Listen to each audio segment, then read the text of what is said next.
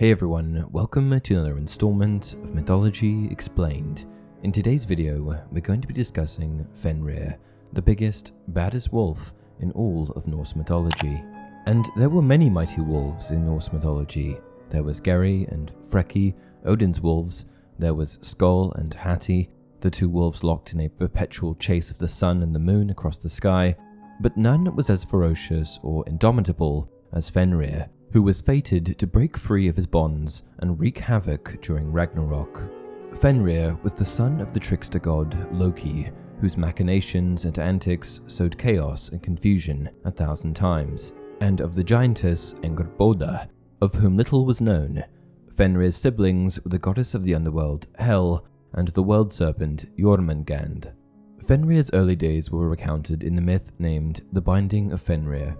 He was raised from a pup in the halls of Asgard by the Aesir gods themselves, but unlike Loki's other children, the gods deemed Fenrir too fearsome and destructive to let loose. The world serpent was cast into the oceans of Midgard, where it eventually grew to such an immense size that it encircled the earth, and Hel was sent far away to rule the realm of Hel, where the gods would seldom come into contact with her. However, no such half measure would suffice for Fenrir. He was kept close and grew at an astonishing rate. Of all of the gods, only intrepid Tyr, a war god associated with law and justice, dared approach the wolf to feed it. After a time, it became clear that Fenrir's size and power were becoming completely unmanageable, so allowing him to roam free around Asgard could no longer continue. The gods decided that Fenrir would have to be incapacitated in some way, so they imprisoned him by chaining him to a rock. The gods attempted to fetter him with multiple chains, each one stronger than the one before. They were able to gain the wolf's confidence by telling him that the chains were a contest to test his strength. But eventually, it became clear that no chain they possessed was strong enough to withstand the wolf's strength. To remedy this issue, the gods turned to the dwarves, asking them to craft the strongest chain ever made. The chain they ended up making was wrought from the sound of a cat's footsteps, the beard of a woman, the roots of mountains, the breath of a fish, and the spittle of a bird. This new chain was different from the others. To look at it, you wouldn't guess it to be unbreakable, having a slight appearance that beguiled its strength. It was slim and supple, and more so resembled a ribbon than a chain. Because this restraint was so different than the ones that came before, it aroused the wolf's suspicions. Fenrir agreed to be chained again, but only if one of the gods placed a hand in his mouth.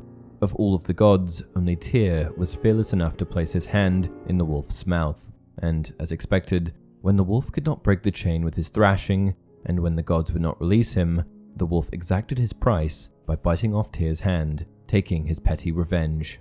Once the wolf was chained, they transported him to an isolated place and wedged a sword in his mouth to keep his jaws from snapping. Having his mouth propped open caused drool to constantly stream out, creating the river Van, which translated to expectation, a foreboding name. And in this sorry state, the wolf was kept until Ragnarok. When Ragnarok starts and all bonds are broken, supposedly Fenrir will break loose to be a scourge upon the land. His bottom jaw will scrape along the earth, his upper jaw will press up against the ceiling of the sky, and everything in his path will be devoured. Following this, Fenrir and Odin will meet in combat. It is said that Fenrir will swallow Odin, killing him, but that the victory will be fleeting, for soon after, Odin's son, Vidar, avenges his father. Vidar will be able to succeed where his father failed by donning a magical boot. Since time immemorial, every scrap of leather left over by cobblers and bootmakers was salvaged and used to craft an indestructible boot. Vidar will use the boot to press down the wolf's lower jaw with his leg, giving him the purchase he'll need to rip the wolf's head apart. And that's it for this video. If you enjoy the content, please like the video and subscribe to the channel. Until next time, remember, if aware that another is wicked, say so. Make no truce or treaty with foes.